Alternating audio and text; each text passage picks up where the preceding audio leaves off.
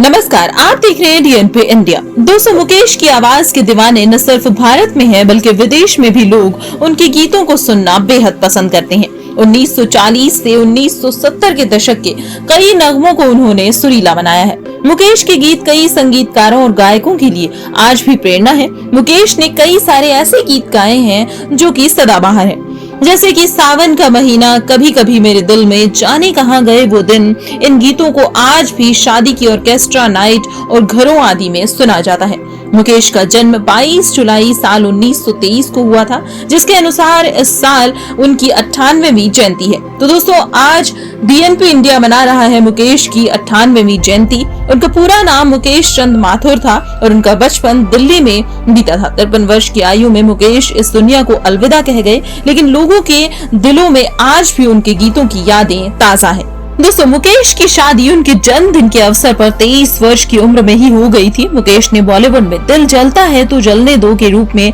पहला गीत गाया था और ये गीत उन्होंने फिल्म निर्दोष के लिए साल 1941 में गाया था। इसे फिल्म में मुकेश ने एक्टिंग भी की थी। तब किसी को भी इस बात का अंदाजा नहीं था कि एक्टिंग के बजाय उनकी आवाज को ज्यादा पसंद किया जाएगा।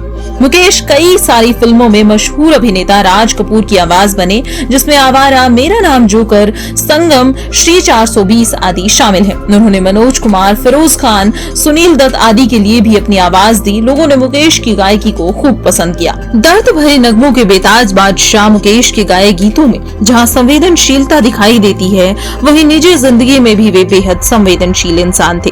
दूसरों के दर्द को अपना समझकर उसे दूर करने का प्रयास करते थे। एक बार का किस्सा है, एक लड़की बीमार हो गई थी। उसने अपनी माँ से कहा कि अगर मुकेश उन्हें कोई गाना गाकर सुनाए तो वे ठीक हो सकती हैं। माँ ने जवाब दिया कि वे इतने बड़े गायक हैं, भला उनके पास तुम्हारे लिए कहाँ समय है। डॉक्टर ने मुकेश को उस लड़की की बीमारी के बारे में बताया। मुकेश तुरंत लड़की से मिलने अस्पताल गए और उसे गाना गाकर सुनाया।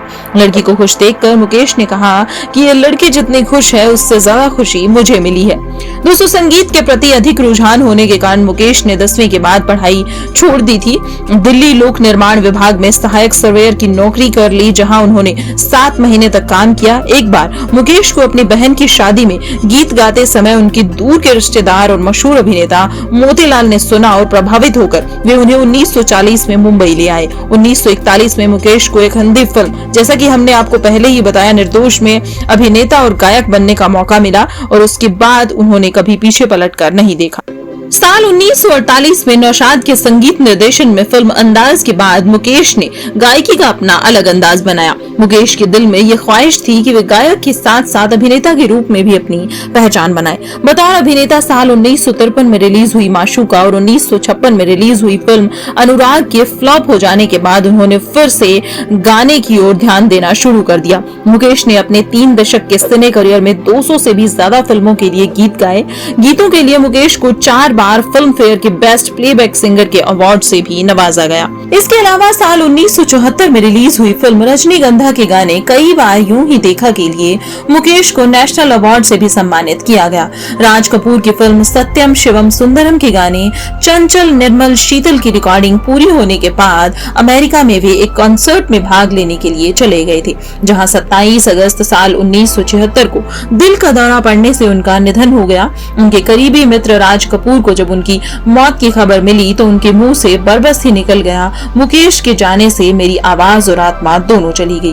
वहां से लता मंगेशकर उनके शव को लेकर भारत लौटी थी। तो दोस्तों, बॉलीवुड से इस महान हस्ती का चला जाना संगीत की दुनिया के लिए भी एक बड़ा लॉस था। दोस्तों, ऐसे ही तमाम अपडेट्स के लिए बने रहिए डीएनपी इंडिया के साथ। अगर आपने हमारे चैनल को अभी तक सब्सक्राइब नहीं किया है तो सब्सक्राइब जरूर कर लें, ताकि समय समय पर आपको ऐसी ही अमेजिंग स्टोरीज मिलती रहें।